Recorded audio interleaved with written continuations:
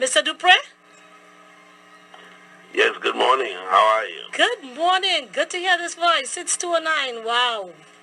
How have you been, sir? I've been fine, thank you very much. Oh, good to hear that. Good to hear that.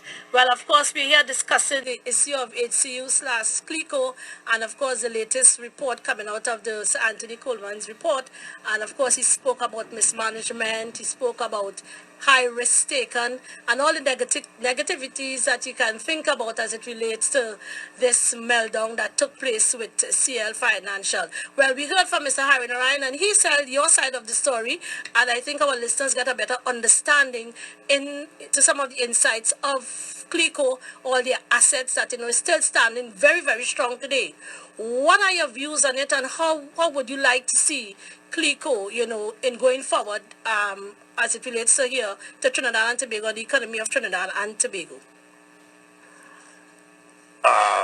From my point of view, the company has a role to play in the development of the countries in which it operates, especially so since it played a role, right, that other organizations did not address. For instance, things like shelter. We were very effective in providing shelter at affordable rates. When we provided shelter, we not only provided a home, but we provided really an asset for these people where they had their savings accumulated. So that we feel economically the company has a very important role to play. But we went beyond that. We went into the social sphere, and we were very active in athletics. We were very active in sport in general. And we sort of displayed the kind of responsibility that a good corporate citizen would perform. The thing is that we set an example, others followed. When we went into petrochemicals and we industrialized, it was an example.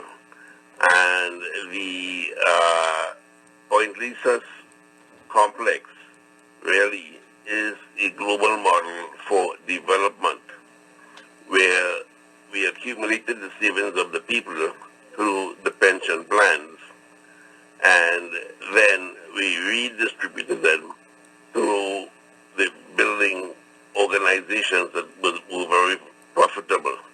But importantly was this: we used the resources of the country to do the development. And we had our savings combined with savings that we imported from other countries and built complexes that were world-class and worldwide. So that we did something that, again, could be reiterated again in other areas. And one wonders why other people, especially governments, did not continue doing what they did in the early days, in that developing industry along that line and then passing the ownership onto the hands of the people. Really, the ownership of the complexes that we built is in the hands of the people, and it was our intention to carry them directly through an IPO so that the people would have direct ownership and they can share in the ownership and working of their resources.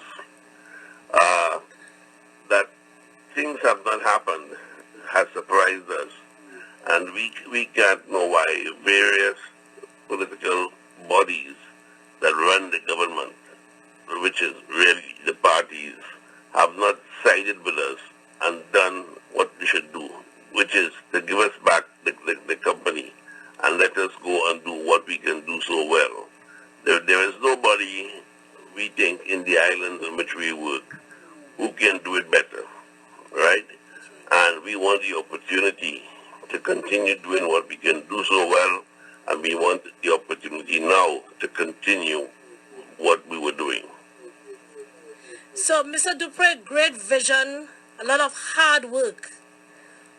What went wrong? What went wrong? Well, you had the global financial crisis. You had people who attacked the company very early in the global financial crisis. And as the savers got nervous, people, our detractors, were able to dislocate the trust that the people had in us and put it forward, so that we had big redemptions of depositors, and our whole deposit base was attacked by some people who were not our friends. So that it's a level of envy and a level of, what should I say, a level of jealousy that causes people to really try to take away from us the assets that we would trust with to manage. Because in the long run, the assets were the people's assets in any case.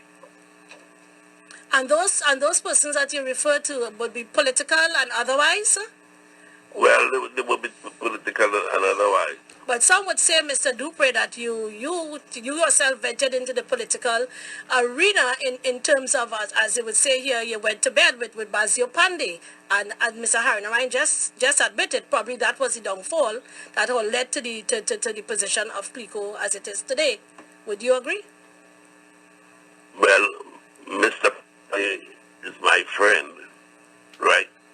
I think any citizen has the right to choose his friends, right? And if I pick a political view to support, I don't see why I should be punished with that. But that I was with Mr. Pandey's party, and it's not as was interpreted by the papers. The press went out specifically to destroy what we had built. And we know that some of the politicians wanted to get their hands on the assets that we had and figured that we didn't rightly own them or didn't rightly charge. We weren't rightly charged with managing them, right? So therefore, they did everything possible to take them out of our hands and move them away from us. But that I was politically active, I was politically friendly rather than politically active. But today, as of today, we saw in the newspaper report that your lawyer on behalf of you has written to the government of Trinidad and Tobago as it relates to the involvement of Minister Stuart Young with his involvement of handling the Clico issue, the Coleman's report. Right, and as Ms. Harry said, you have not received a copy of that report as well, neither the HCU. But in going forward, what would you like to see happen with the assets of Clico? What would you like to see happen? What role would you like to see Clico playing in going forward the economy of Trinidad and Tobago? And what position you think that the government ought to take that would benefit the people of Trinidad and Tobago, the taxpayers of this country? We would like to see the government give us back the management of the assets. The assets really belong to the people, and we were charged with the management. Once we have the management, we will then continue to do what we were doing and we have done so well. And we would like to see a new set of industrialization taking place, even in a small country as Trinidad. There are many things that can be done. For instance, we are making major contributions to developing agriculture right now, very quietly. People aren't even aware of it, right? Then we feel that agricultural processing is a key industry, especially with the trend that you're seeing where small plants and small people are using technology to advertise and market their products, so that for small countries like ours, there is now a space that we can carve out if we are clever enough, so that our people can not only have a place in the market, but can have sustainable jobs for their lifetime.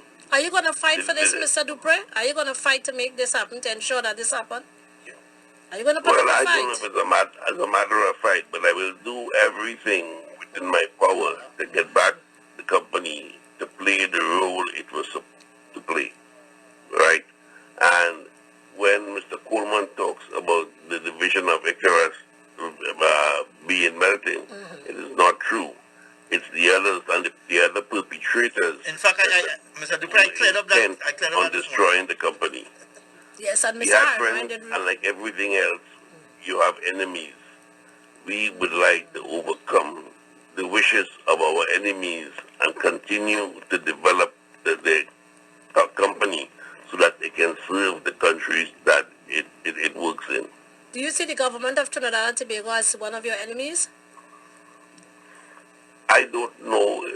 I don't think the government is one of my enemies, right? But there may be certain people who are members of parties who are in the government.